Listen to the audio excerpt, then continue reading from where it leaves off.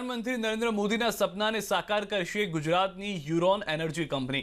આ કંપનીએ ભારતનો સૌથી વધુ પાવર જનરેટ કરતો સોલાર પાવર પ્લાન્ટનું નિર્માણ કર્યું છે।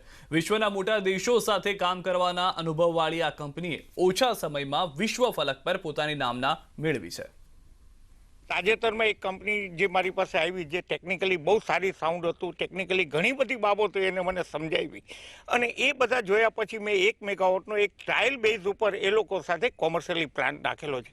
આ પ્લાન્ટ એવો છે કે જે 3 મહિનાથી અમને અત્યારે પાવરના જે ડેટા મળે છે જનરેશનના, એ અંદાજે આપણે એવું કહી શકીએ કે 24 થી 25% વચ્ચે અમને પાવર ફેક્ટર લોડ PLF જે આપણે કહીએ એ મળે છે।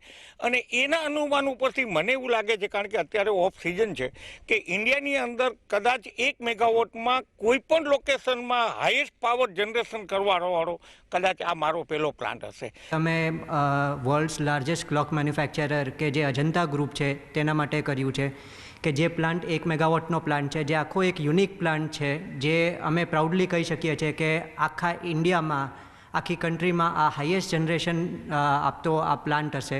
જેમાં અમે એક જે ટ્રેકરની સિસ્ટમ વાપરી છે એ ટોટલી યુનિક અને 100% પ્રધાનમંત્રી શ્રી નરેન્દ્ર મોદીના ટાર્ગેટને અનુલક્ષીને કે જે મેક ઇન ઇન્ડિયાને પ્રમોટ કરે છે તેને ધ્યાનમાં રાખીને અમે આખું જે ટ્રેકર્સ જે ડિઝાઇન કર્યું છે એ એટલું યુનિક છે કે એ આખા દિવસ એ પૂર્વથી પશ્ચિમ જેમ સૂર્યની મૂવમેન્ટ થાય, જેમ સનની મૂવમેન્ટ થાય, તેમ પેનલ જે છે એ સનને ફેસ કરશે અને પેનલ જે છે એ સનની સાથે મૂવ કરશે।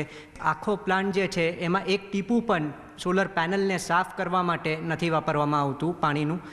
આખા પ્લાન્ટમાં અમે એક યુનિક ટેકનોલોજી કે જે એરવોશ ટેકનોલોજી, જે ડ્રાય ટેકનોલોજી કહેવાય રોબોટિક ક્લિનિંગની, એ વાપરવામાં આવી છે। એને અમે ડેવલપ કરી છે, એને ડિપ્લોય કરી છે ત્યાં, કે જેનાથી અંદાજે મહિનાનું ઓછામાં ઓછું 25 થી 30 હજાર પાણીની બચત થાય છે, કે જે ખૂબ જ જરૂરી છે। યુરોન એનર્જીનું એસેન્સ એ છે કે અમારે અમારા દેશને, અમારી જનતાને એક એવો ગ્લોબલ પ્લેટફોર્મ અપાવો છે કે જ્યારે ત્યારે એ જેની પણ સાથે વાત કરે કે આ અમારો સોલર પ્લાન્ટ છે કે એની વિશેની માહિતી આપે તો એમણે મૂંઝાવું ના પડે। સમાચારોમાં અત્યારે બસ આટલું। દેશ પ્રદેશ